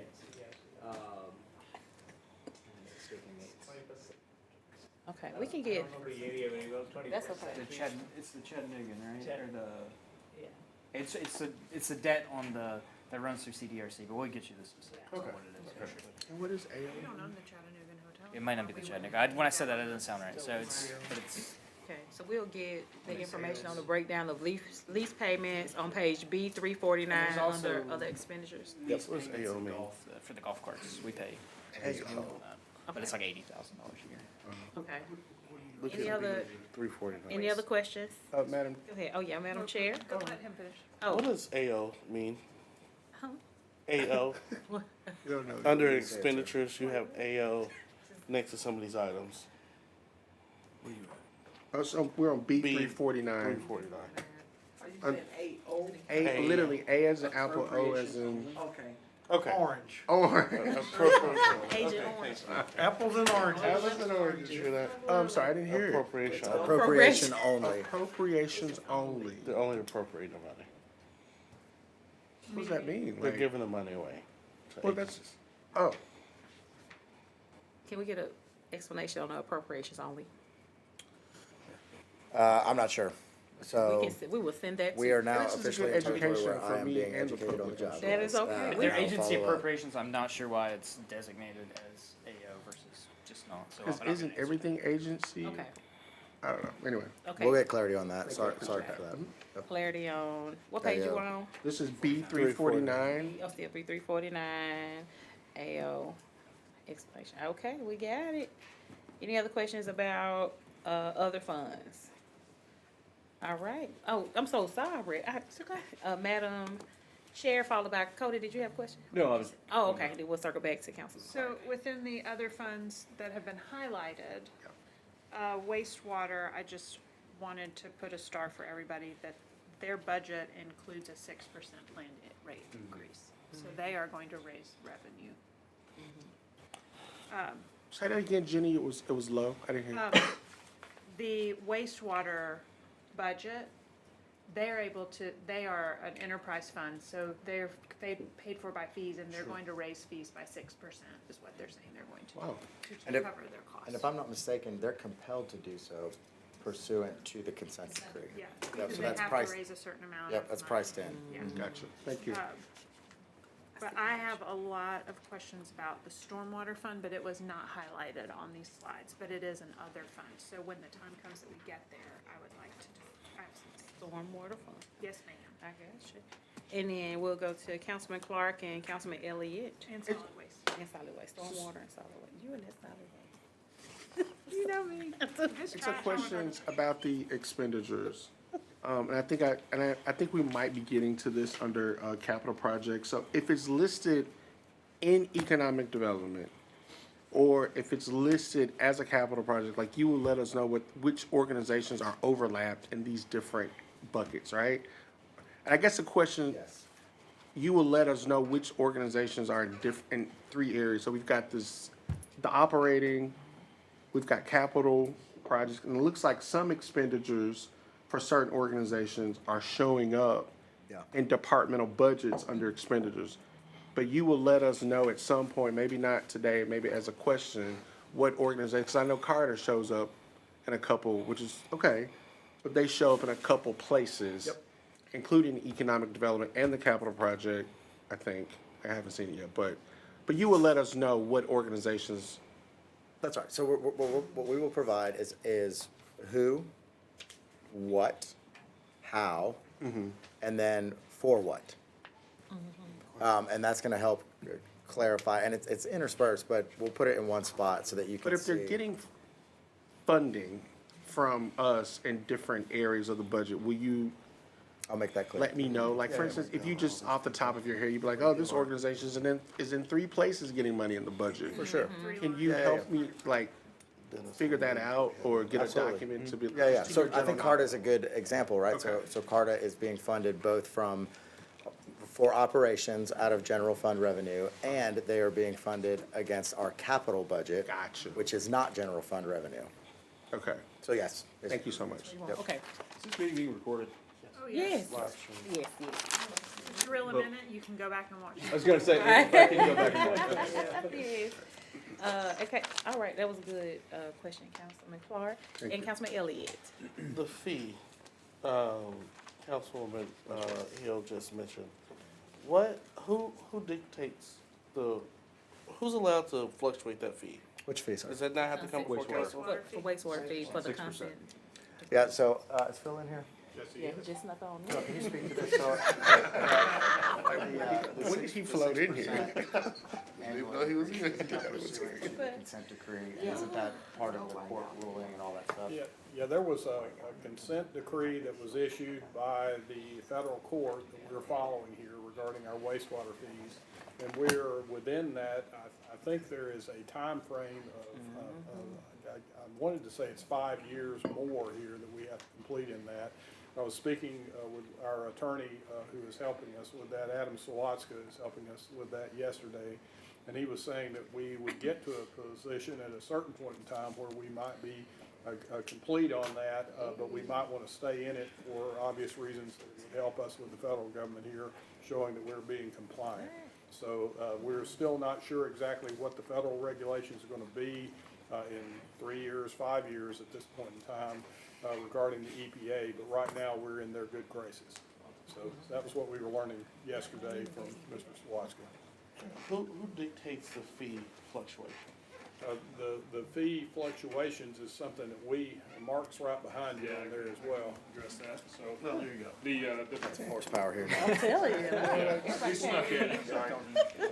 The wastewater fee is based on our financial model, so we've got a 5-year outlook and even beyond 5 years for our capital improvements as well as our operational requirements. That's kind of, again, the consent decree projects kind of dictate what we're spending and when.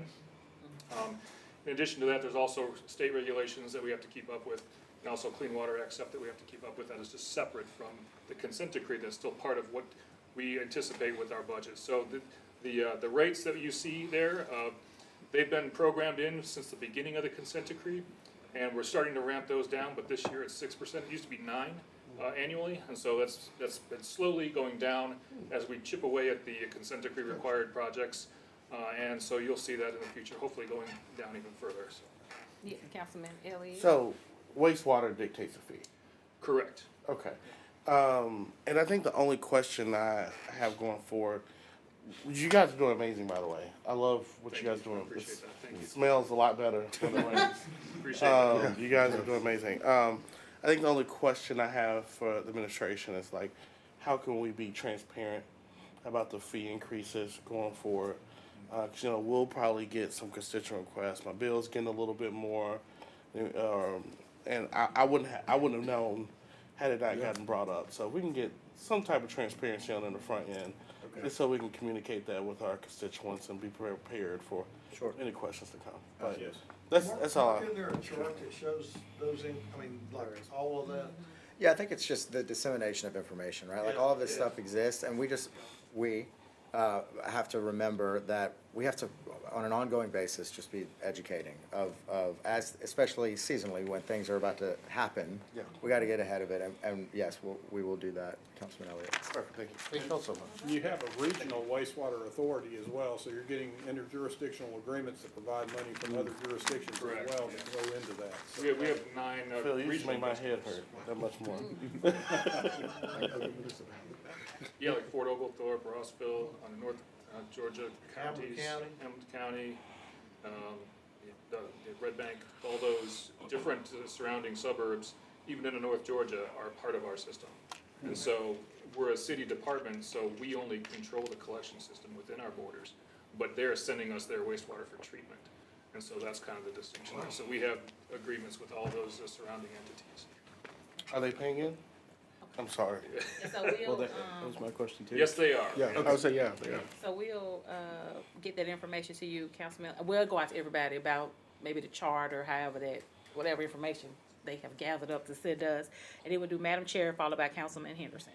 Well, Councilman Elliott made a point that I'd like to unpack just a little bit, which is that wastewater has been doing tremendous work and making great strides towards separating out our stormwater and our wastewater.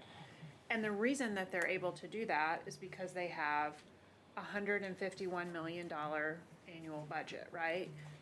And they have a incremental rate increase based on the work that they need to do. And unfortunately, we got to this place because we as a city, and none of us here were around this table then, except maybe Councilman Henderson, we didn't fund that. We did not fund that work. It was a big, heavy lift. It was a big, heavy lift that took multiple years of litigation to come to an agreement on how much money we were going to invest to do that. And because there's a clean water element, there was a regulatory requirement, right? But as this council, something we're gonna have on our plate is other infrastructure needs related to our roads, our stormwater, and they don't have, and these back maintenance questions about parks and outdoors and things like that, they don't have a fund like this, right? And a regular funding mechanism. And I feel like that's something we need to be aware of as a council, that good work gets done when the work is funded appropriately for things that are, I think we would all agree, this is an essential service. The poop needs to go and be clean, right? It's essential in the same way that our police force and our fire force and our stormwater not flooding homes is essential. So just wanted to shine a light on that. Thank you, Madam Chair. Thank you, Councilman Henderson. Phil, did we ever resolve the lawsuit in North Georgia? Yes, sir, we actually won on summary judgment and. Well, let me rephrase that. Yes, If sir. they paid us, We got a sum of roughly 3.1. Well, we were awarded 3.6 or something. We've got Okay. our 1.8 so far, and they still owe us another 1.8. Yes. okay, so they still owe us some money. Yeah. Right. Yeah. Always good to get money. I'd like to know, yeah, I'd like to know, how much do the surrounding regions pay us, and how is that determined? So it's determined by the individual agreements we have with each jurisdiction. We serve about 420,000 people, which is, each agreement is based on the flows, at the points where they interface with our system. The thing about most of those is though, and if you look at our revenue projections, is it's based on, because those systems a lot of them are in poor repair. I won't name a specific one, but let's just say there is an example one where when it rains a lot, we get about 10 times as much stormwater, or wastewater from them as we do during dry weather. And so as they fix their systems, their flows to us are actually decreasing. And so revenue from them is actually decreasing. So it's one of those cases where it's actually a good thing because it also costs us less to treat. But it's something we have to think about in our rate model, that over time, the amount of revenue coming from them is actually decreasing. But they do pay for that, and they also, there's a regional share for capital projects that we do that benefit them. They also pay for a share of those as well. We calculate that yearly. And real quick, B425 in the book has a breakdown of revenue sources, and there's a line item kind of by jurisdiction. Yeah. Okay. That kind of help give you some idea of where it's at. Okay, and Councilman Harvey, we'll still add that question to the list of questions. How much do the surrounding regions pay us and how is that determined. That way, you know, it goes out to everybody anyway. Ooh, I have a guess which one you're talking Yes. about when I look at the numbers. Any other questions about wastewater? All right. Thank you all. Thank you all so much. All right, finally made it to capital. I think we had some questions on storm. It's solid waste and, Oh, yeah, solid waste and stormwater.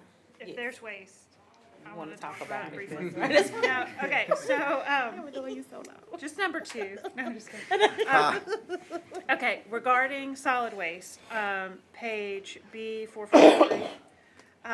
So I was looking at the fund balance that solid waste carries for the landfill, and I know that we have allocated in our capital budget $10 million to expand the landfill.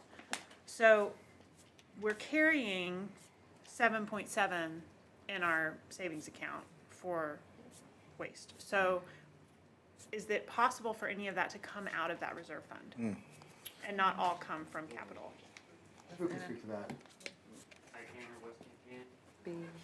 I mean, so part of it, and Jackson can probably get into more detail, but so when we had our rating agencies come in and look at for the bonds for the stadiums, some of the things they said our fund balances as a city as a whole are strong, but their general fund and some of the other funds are propped up by some of these enterprise funds like wastewater and some of these other ones, and so we don't want to go too deep into fund balance and the enterprise funds thinking, okay, we have fund balance here, because it could affect our overall bond rating and the cost to issue debt moving forward. Okay. And so at a high level, that's why now operationally speaking, there may be other reasons in solid waste that not to spend that money.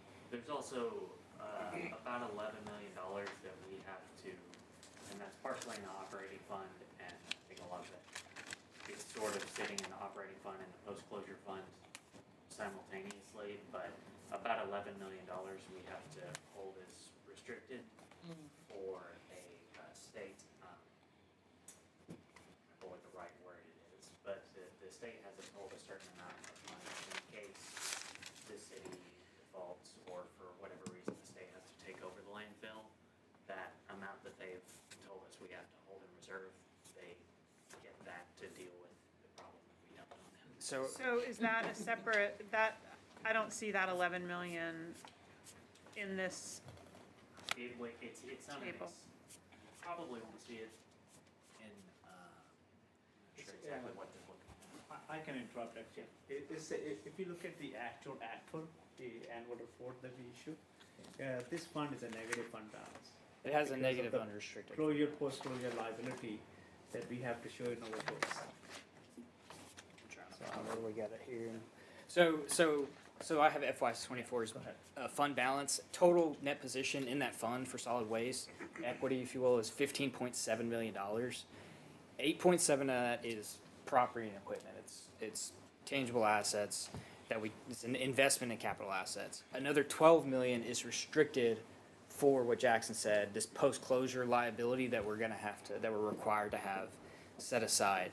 So of the 15 million in net position at FY24, that's the unrestricted piece of it is negative. It's a negative $5 million. so help me understand, and we can put this on the list for later, why we're carrying an ending fund balance June 30th across 3 fiscal years of $7,750,000.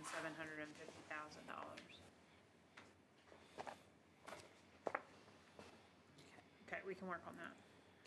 Because I don't see anything reflected on this, and it may be that it's in a different wastewater or solid waste table, about a negative balance. Okay. So, but I'm just not looking at the right chart. Okay, that was my only question about solid waste. I just want to interrupt for a second. Is the fund level reporting here, Madam Chair? And on the full accrual basis, the liability come into play. Okay. And that's the difference between the actual ACFL, that annual report we do. It includes the post-closure liability, which basically offset this fund balance. Okay. In our reporting, you're Yes. saying? I see. Yes. Okay. So in the budget, it's represented as Yes, what it it's is. the fund level budget. But then at the reporting level, yeah, that makes Okay, sense. okay. Well, that may, Answer. give me some, clarity on some of my stormwater questions, which is, Okay. but that's all I have about solid waste. Okay. Well, but I keep that question there about why we're carrying the fund balance, just so we'll have, Okay. have those answers. That's it, madam? Yes, Chair. Okay, For waste, for solid for waste. solid waste, okay. All right. Anything else? So I have stormwater. Stormwater. Stormwater, yeah.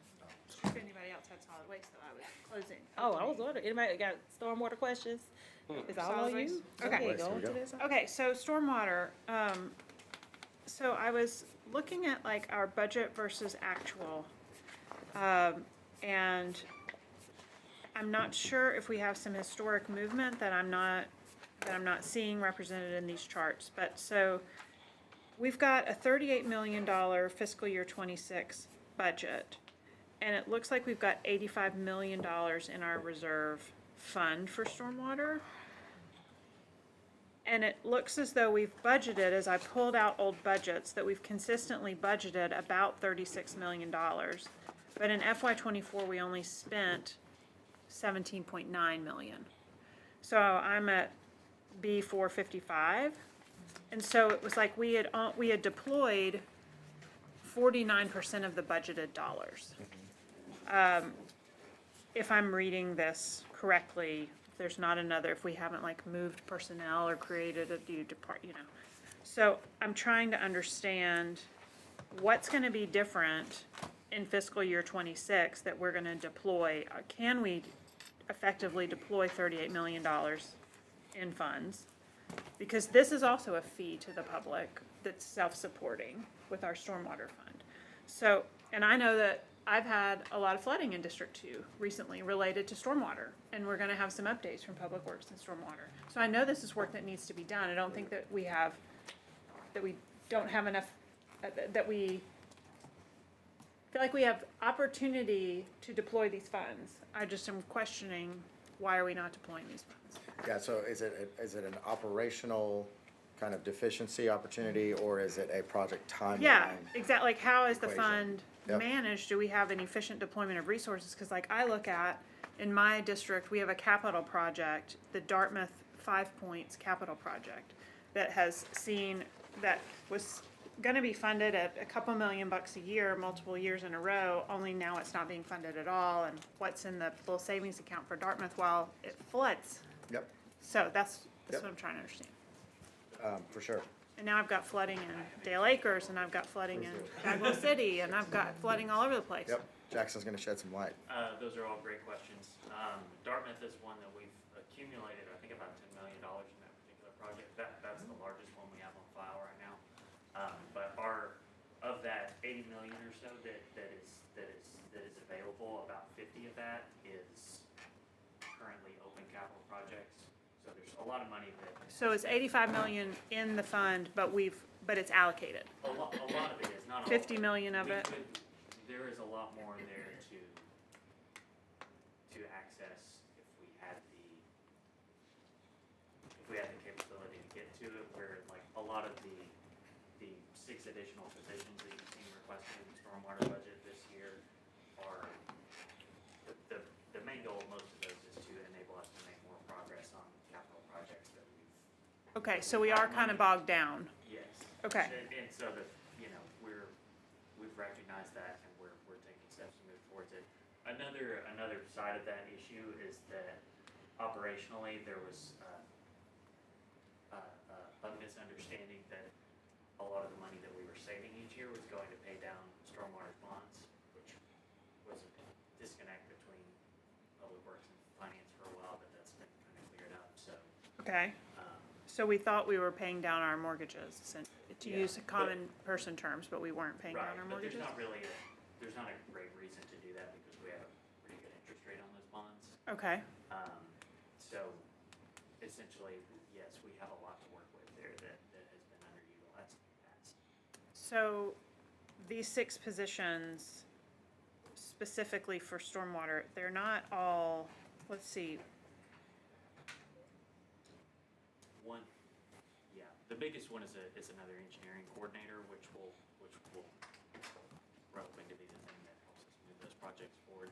Okay. And there's project managers in natural resources that will be doing the same thing. And a lot of smaller scale projects that are in parks, they manage like rain gardens and detention ponds and stuff like that in city parks. Okay. And they have had a lot of money to contract out that work, but haven't had the one project manager can only manage so many contracts at a time, so they've had more work that they needed to contract out than they had project managers to oversee. So we've got one project coordinator Yeah. and one engineering coordinator Yeah. that would hopefully unlock the ability to deploy funds for very important Yeah. projects. And the naturalist, I believe, that'll be part of their job description. That's also natural resources. Okay. They're doing some other things as well, but that's part of that position as well. Okay. Okay, that started to scratch the surface of that. Thank you, Chairwoman. All right. Any other questions? All right. Everybody good? Yep. All right, so we have about 18 minutes left. Yes. I propose that we not jump into capital. Okay. And that instead, Just jump on it next. we can jump into some general discussion about what we have talked about up to this point, Okay. if that's relevant. fine. Just because I don't think we're gonna get through capital, and I don't wanna feel rushed. I think that we've done well, though. Yes. And we'll be able to knock it out Next week? when we circle back up next week. But general discussion or additional items, maybe questions that folks haven't yet asked, or great Go points ahead. that others Chairman wanna make. Henderson? Thank you, Madam Chair. Thank you, Chief, for presentation, asking our questions, answering our questions. And this is more, I guess, in anticipation of the administration presenting an amended budget that's going to probably carry with it a property tax increase. I went back and did a little bit of research, went back to 1989, and I took the years from 1989 to 2021. And on the average, we had a property tax increase of about 12% every 4 years. Taking that information, I created a little survey and presented it to a neighborhood association. And I basically had two categories. I had one category that said, would you rather see a 12% tax increase? Or would you rather cut some of city services? And then I gave them three lines that they could fill in which services they'd like to see. 100% of the people said cut city services. Now, a lot of them didn't fill in which services that would be. Some, yeah, I mean, so, but the second category was if a tax increase was inevitable, would you rather see a one-time 12% tax increase? Or would you rather see a planned incremental, say 3% a year for 4 years? I would say 95% of the people checked that box. Some of them that didn't even check cut city services checked that box. They'd rather see it planned, incremental, 3% for 4 years. Now, this is what I would say. Before we consider any tax increase, we need to take a haircut. And I think, and this is, I'm speaking as much to the council right now as I am to Chief Administration. I think there's probably 3% of this budget that we could cut in order to generate the revenue that we need to put towards our fire and police pay. I think 3% would roughly generate us about 10 million. Even if we did 2%, that would be roughly, I think, $6 million. Before we look at any kind of tax increase that we present to the public. But I would, I guess, recommend that we consider, if a tax increase is inevitable, that we look at some kind of planned incremental tax increase. everybody just got their property valuations back. Some people were hit with as much as 140%. Those people are gonna be hit really hard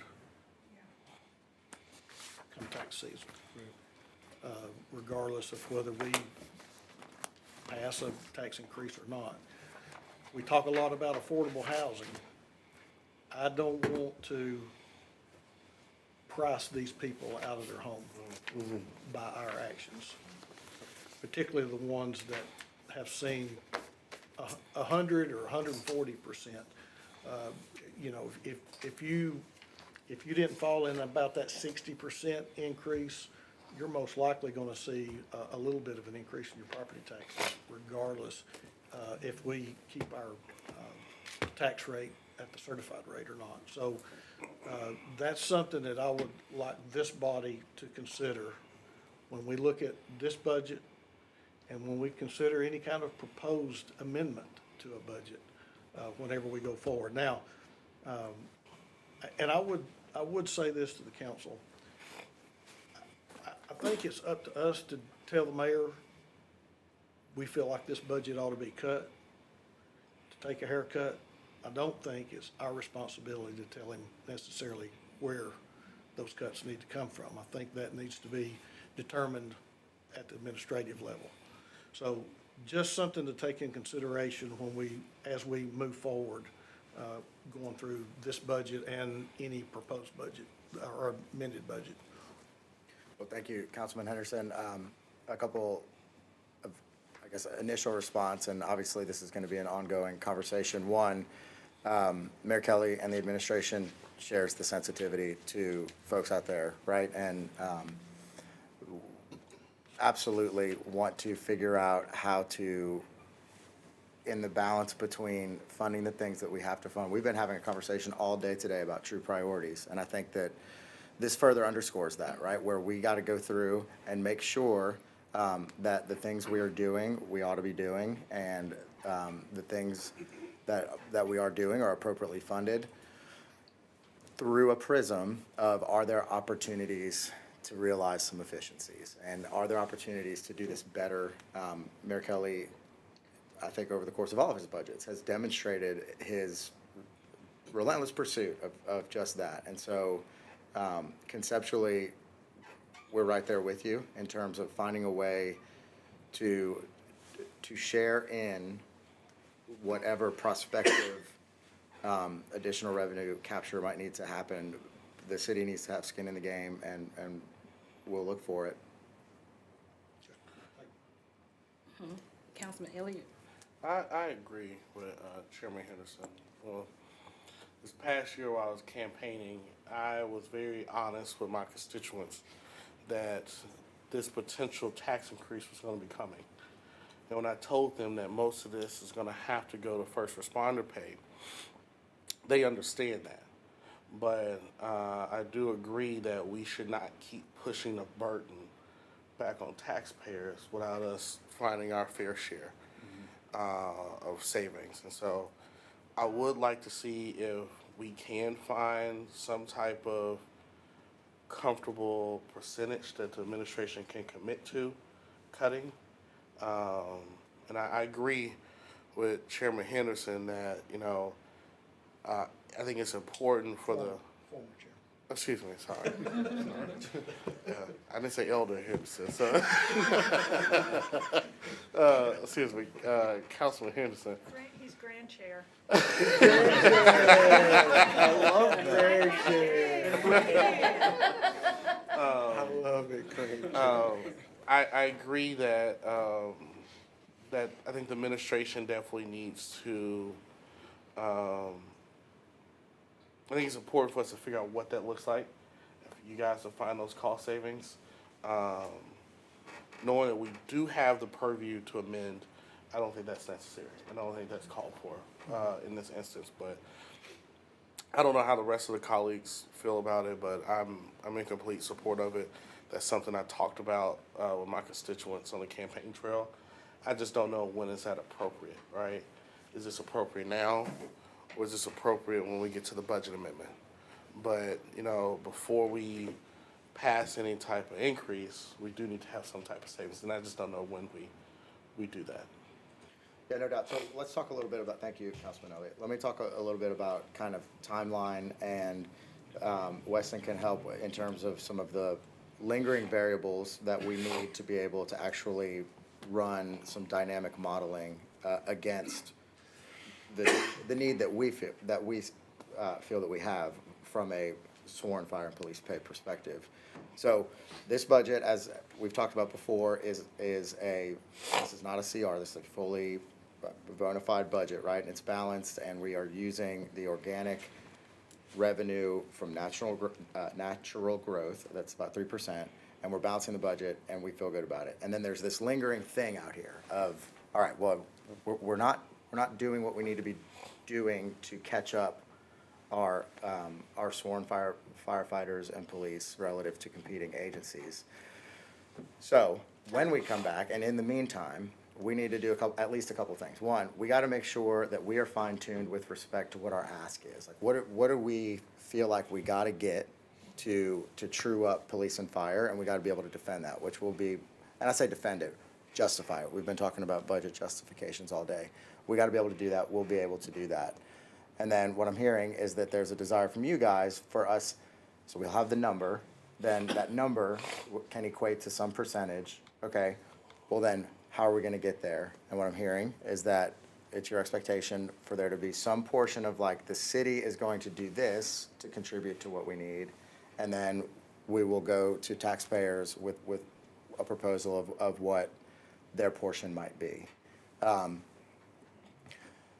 Which makes perfect sense, I totally agree. A couple things, though, that I want to remind everybody of. You know, so 3 years ago when we did, or 4 years ago, when we did fire and police raises, we did 24%.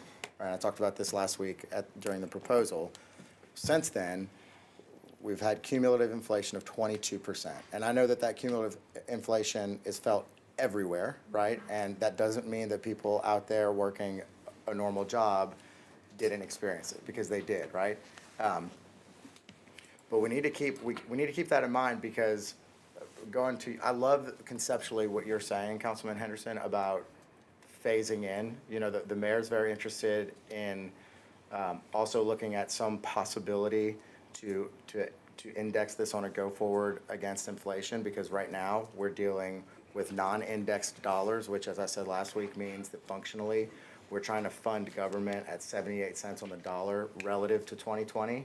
And so is there an opportunity in this process, and as we go to tackle it, to maybe look at that, a phased approach? Again, conceptually, that makes a lot of sense to me.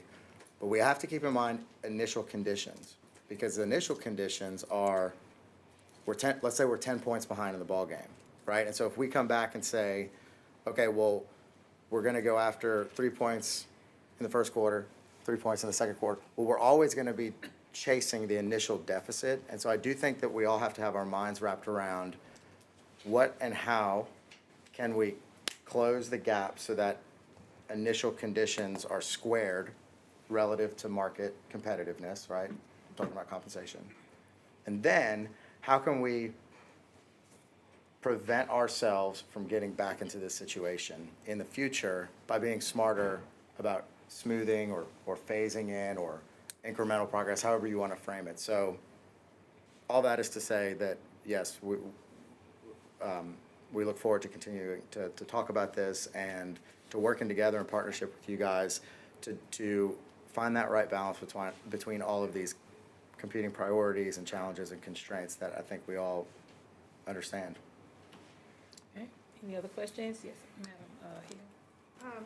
I found quite a lot of wisdom in the questions that Councilman Henderson was asking his district, and so I actually copied his survey and I've taken it to 2 community meetings. And overall, people are saying, and I've got the little sheets of paper I can share, they're very interested in the smoothing if a tax increase is inevitable. And the combination of feelings about cutting things, you've got some feedback, but not a lot of feedback on what people would want to cut. But I will say, if the administration is going to start looking at how to tighten this budget up, I would ask that you not cut any more maintenance than you've already cut, because maintenance has been gutted, and that is not a long-term strategy for being good stewards of our investments as a city. Thank you. Okay, thank you. Any other comments or questions as we get ready to wrap up? As a reminder, next week we will start, I believe, at 10 o'clock. Was it 9 still? 9 a.m. Oh, 9 a.m. I don't know what I was thinking. At 9 a.m. next week. 10 a.m.'s nicer. Yeah. Oh, you know what? I think you did change it to 10. I'm sorry. I'm like, no, you're right. I'm looking Is it 9 9? a.m. Okay. to 12:30. Okay, all right. So we'll start our budget education session 2, 9 a.m. to 12:30. We will also have our public hearing at 3:30. Just to keep in mind our tentative schedule, June, because nothing's confirmed until we actually vote on it. So just always keep that in mind. We still, tweak and do the things that we need to do. So first vote is tentatively scheduled for June the 3rd. Second vote for June the 10th. As a reminder, we are out May 27th.